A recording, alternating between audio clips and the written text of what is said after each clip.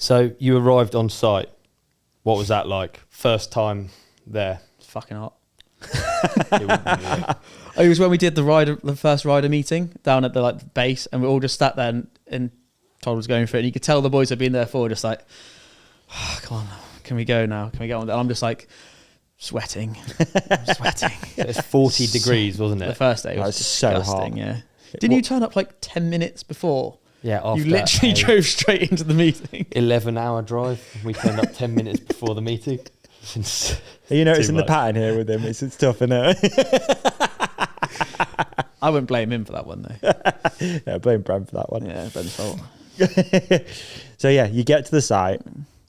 Got to the site, yeah, and finally got up to the hill and actually got to look around where we'd actually be riding. And it's quite hard, especially coming in as a rookie. Like, Yeah. one side is basically a motorway of everyone's got the line, and they're not really going to be very happy about you going to ride it.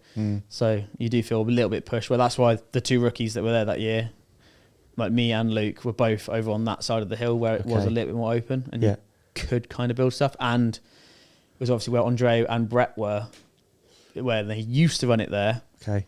They're not there, so their line's kind of free. Yeah.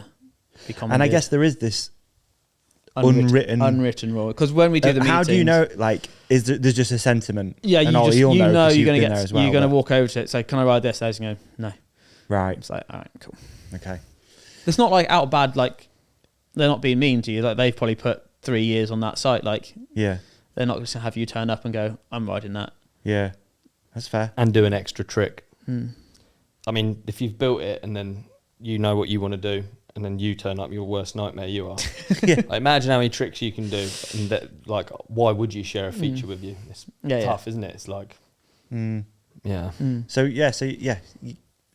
Okay. Done the rider meeting. I find this stuff so interesting. I'm sorry. I'm going to keep going back over it. You get out to go look on the hill. Yeah. Is So, it yeah, like a race and everyone's like No, out to claim stuff, or what? How does it work? Some people do, but Yeah. it was, we all drive out at the same time. So they do one big convoy out, so no people don't just blast out there. Because some people have rental pickup trucks that can only do 15 mile out the road, but some people had like purpose built off road buggies that could do 80 across it. Like, you could get there. Yeah. No, like the most gnarly one was Zink's one. Zink said he jumped his 60 feet. At his the video? Yeah. It's just like, It's insane seeing a car in the... Really? We jumped up my one, the one I had on rent. We jumped ours up. We went out to Sand Hollow, which is like one of the best off-roading places in the whole of America, and it's literally down the road from Rampage.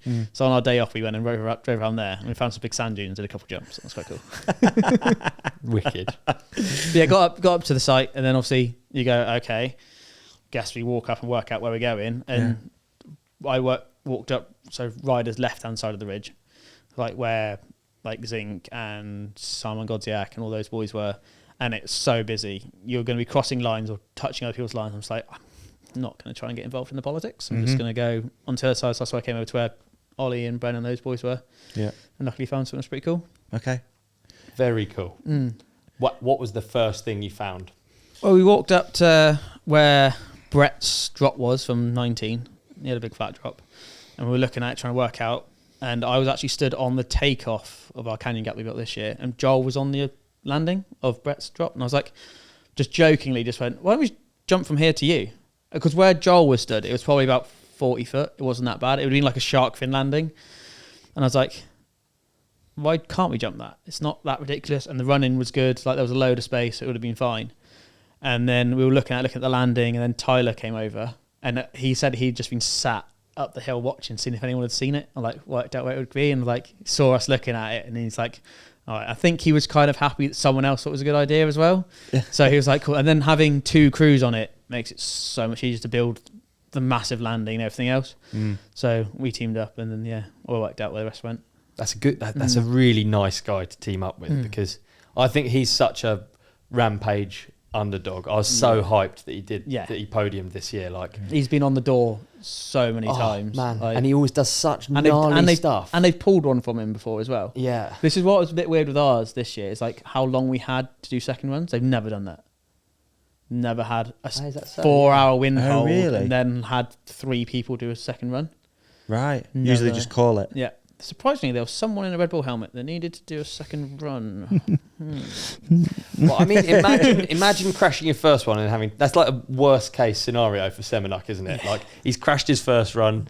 He knows he's a title contender. Oh my goodness, the mental strength to be able to just sit there and be like, he was so chill at the top. Was like, he? He was just like that's having a rad, nap, that is, just it? sat, Wow. just chilling. Yeah, he wasn't even slightly phased. I know it was a joke, but do you think there was something in what you just said? No, I don't think it was. Okay, It was a joke. They obviously wanted us all to do the run, and because there was like enough of us that were willing to go up again, and there was quite a few of the rookies up there. Like, we want to give you the chance to do a second run. Yeah. And it did work out that at least, I think, Tommy G, Semenuk, someone else drop in? Was it Luke? No, I think Luke didn't. It might have just been Tommy G and Semenuk in the end, but we were all up there to try and do a second run. Okay, but yeah. Obviously mine was quite wind affected. Wouldn't want to go near that thing anywhere. No. Any kind of wind. And Luke's was very exposed at the top. Okay. So yeah, it was just...